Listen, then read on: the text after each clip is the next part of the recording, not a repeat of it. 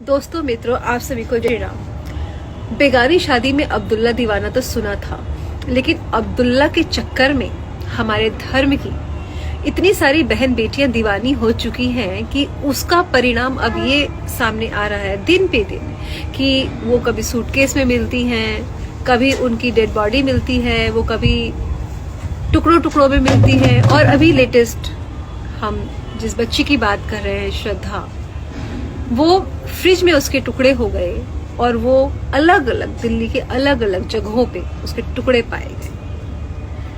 मुझे समझ नहीं आता कि हमारे धर्म में कहाँ कमी रह गई थी, हमारे संस्कारों में कहाँ कमी रह गई थी कि हमारी बहन बेटियां इस लव जिहाद के चक्कर में पड़ने लग गई। जहां हम शादी, विवाह, सात जन्म, बंधन इसकी बात करते हैं, माथे पे एक विवाह के बाद जो माथे पे दुपट्टा होता है, हमारे घूंघट होता है, उसकी बात करते हैं, वहीं पे हमारी बहन बेटियों को आज के समय में वो दुपट्टा नहीं चाहिए, वो साड़ी नहीं चाहिए, वो स्वतंत्रता भी नहीं चाहिए, उनको पुरखा चाहिए शायद। और इसीलिए वो न सिर्फ लव जिहाद का शिकार होती है, बल्कि कई बार तो धर्म भी परिवर्तन कर लेती है।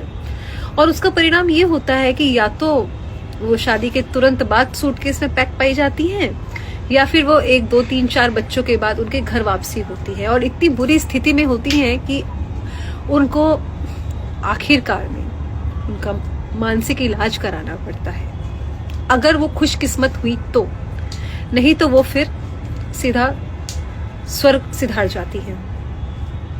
मैं अपनी इन बहन बेटियों से पूछना चाहती हूँ कि क्या आपकी परवरिश में कोई कमी रह गई, या क्या हिंदू धर्म में आपको लड़के नजर नहीं आते? मैं मानती हूँ आजकल का बहुत ही मॉडर्न जमाना है, हमारे सहपाठी सहकर्मी इतने अच्छे लगने लगते हैं हमको, लड़कियां बाहर रहती हैं, माता पिता से दूर रहती हैं, थोड़ा सा भी लगाव हुआ, इमोशनल चीजें ज्यादा आकर्षित करती हैं सबको। लेकिन क्या इसका मतलब ये है कि हम अपने माता पिता, अपने समाज, अपने धर्म के विपरीत हो जाएं?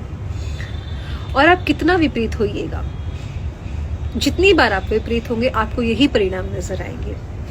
ये कोई गरीब लड़की का उदाहरण नहीं है, इसमें कोई अमीर नहीं, कोई गरीब नहीं। आप बहुत बड़े से बड़े नाम में किसी पर्टिकुलर का नाम नहीं लेना चाहती कि वो तक लव जिहाद का शिकार हुई हैं। बहनों, आपने कभी सोचा है कि क्या किसी मुसलमान की बेटी सूटकेस में पाई गई हो?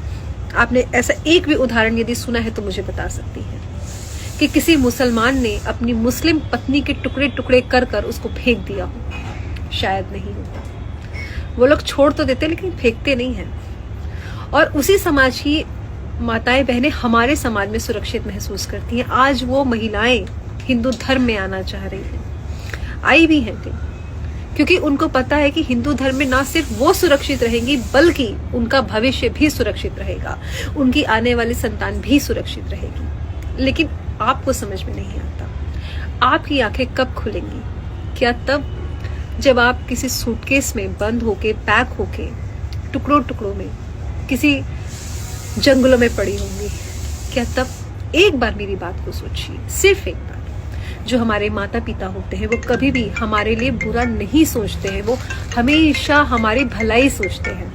और जिन लोगों को लगता है कि हमारे माता पिता गलत सोच रहे हैं, हम प्रेम विवाह करने जा रहे हैं, वो हमारे अगेंस्ट हैं, नहीं, माता पिता कभी अपने संतान के लिए बुरा नहीं सोचते। ऐसा प्रेम करने वाले या लव जिहाद के चक्कर में पड़ने वाली मेरी बहनों, एक बार अपने माता पिता के बारे में सोचिए, अपने समाज के बारे में सोचिए। बस मैं इतना कहना चाहती हूँ।